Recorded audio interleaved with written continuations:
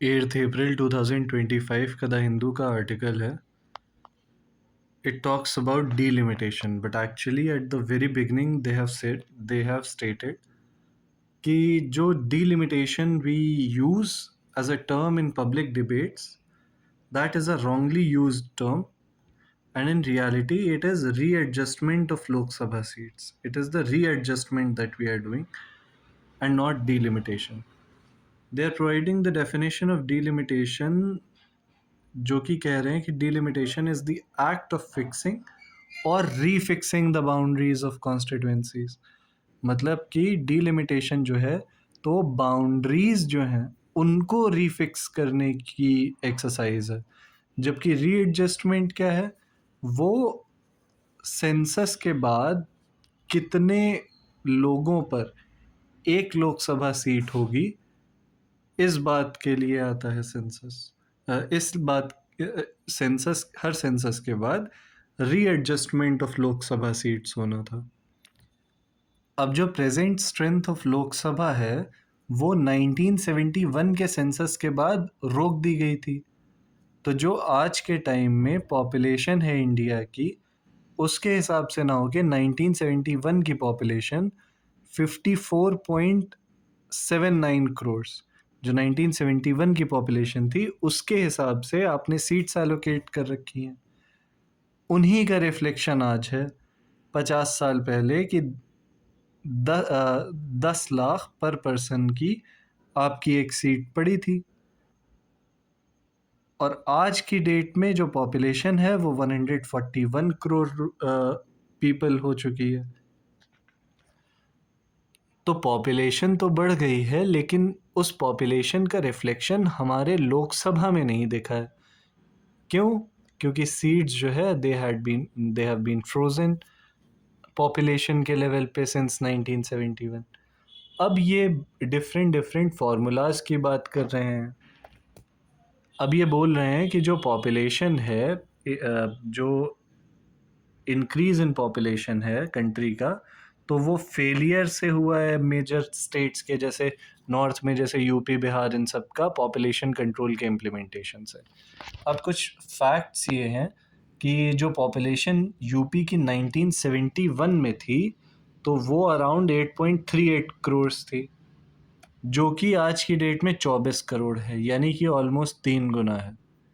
बिहार की पॉपुलेशन 1971 में 4.21 करोड़ थी, अब 13.1 करोड़ है, ऑलमोस्ट 3 टाइम्स से ज़्यादा, 3 टाइम्स हो गया. अब ये जो लोकसभा में इंक्रीज है, इसको रोकने का रीज़न यही था कि भाई स्टेट्स अपनी पॉपुलेशन को स्टेबलाइज कर लेंगे, लेकिन ऐसा नहीं हुआ. सदर्न स्टेट्स में हो गया.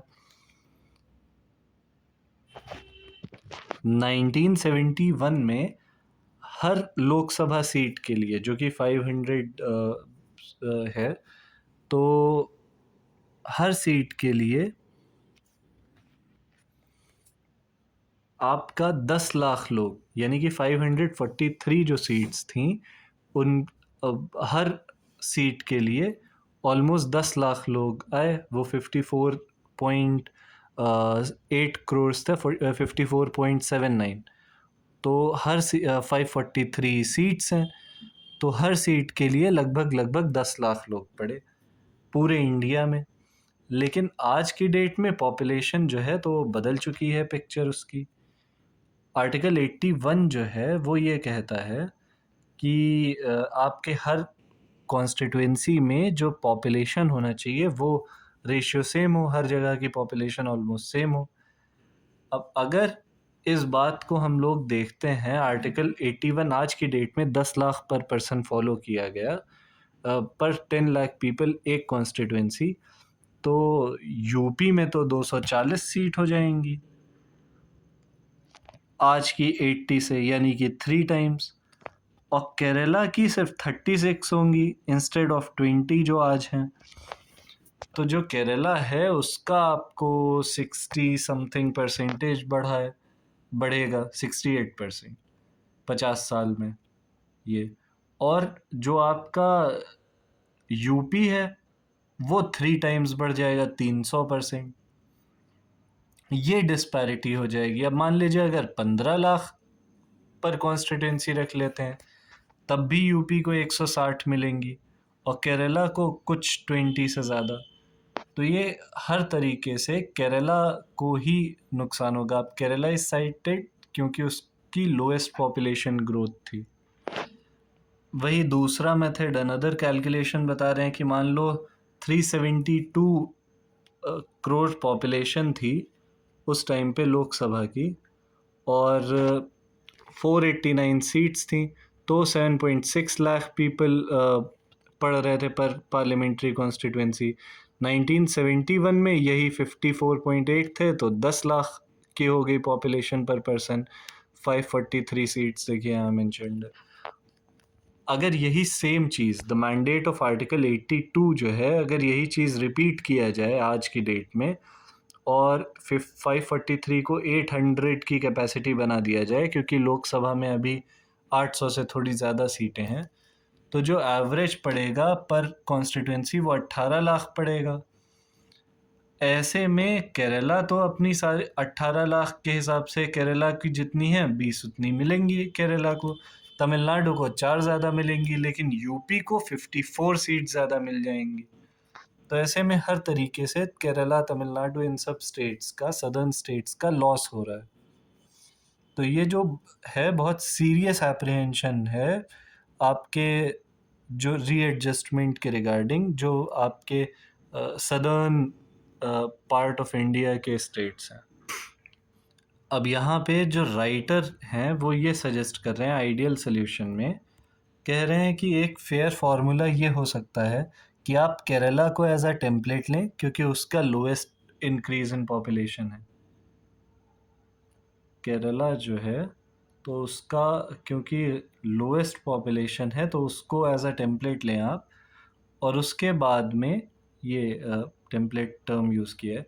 उसके बाद में दे आर सेइंग कि उसमें 68% इंक्रीज़ है, 68%। तो अब आप सारे स्टेट्स की सीट्स का एलोकेशन 68% से ही इंक्रीज़ करिए। केरला की 34 आ जाएंगी, यूपी की 134 आ जाएंगी, इस तरह से। उससे होगा क्या, उन्होंने कहा कि 2 चीज़ें होंगी। एक तो ये मेंटेन करेगा present equation among the states, जितना अभी फ़िलहाल मतलब पॉपुलेशन का डिवीज़न है वैसे ही मेंटेन कर देगा। और दूसरा ये है कि वो एबनॉर्मल सीट्स का इंक्रीज़ नहीं करेगा कि 2500 सीट या इस तरह से, और लोकसभा की 912 सीट्स हो जाएंगी। हालांकि ये कह रहे हैं कि this will render the mandate of article 81(2)(a irrelevant, जो कि ये कहता है कि ratio between the number of seats and the population of a state shall be same. मतलब हर स्टेट की जो पॉपुलेशन है उससे जो सीट का रेशियो है वो भी इक्वल होना चाहिए। इस 68% इंक्रीज़ में नहीं होगा। लेकिन ये कह रहे हैं कि वो फार्मूला जो है वो इररेलेवेंट हो गया था बहुत पहले 1950 में ही, और वो आज 2026 में इक्वेशन बदल गई है और वो पुराना फार्मूला इनजस्टिस करेगा। क्यों? क्योंकि एलोकेशन ऑफ सीट्स जो है लोकसभा का is not a political issue. ये it needs to be done on the basis of constitutional principle of equity, और it is bound with bargaining power of federal units, कि federal units और groups of such units situated within geographical regions, जो federal units हैं यानी कि states और उनके groups जो हैं, तो उनकी बार्गेनिंग पावर को वो बाउंड करेगा अगर एलोकेशन सही से नहीं हुआ। तो ये बस एक पॉलिटिकल क्वेश्चन नहीं है, ये constitutional principle of equity between the states, the federal units of the nation, जो भी जोग्राफिकल रीजन्स हैं उनके फेडरल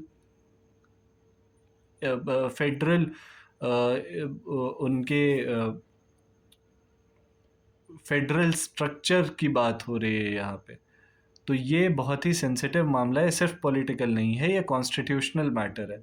और आर्टिकल 1 ऑफ द कॉन्स्टिट्यूशन जब ये कहता है कि India shall be union of states, तो यूनियन इम्प्लाइज कि जो arrangement of component of units, यानी कि हर राज्य, हर state should be on basis of equity in terms of its share in parliament. सबको इक्विटी हर स्टेट की होनी चाहिए, इक्विटी मिलनी चाहिए, इक्विटी जस्टिस होना चाहिए हर स्टेट के साथ, तभी वो यूनियन रह पाएगा। ये बात आर्टिकल 1 में यूनियन टर्म इम्प्लाई करता है। तो we should try to live up to this constitutional scheme.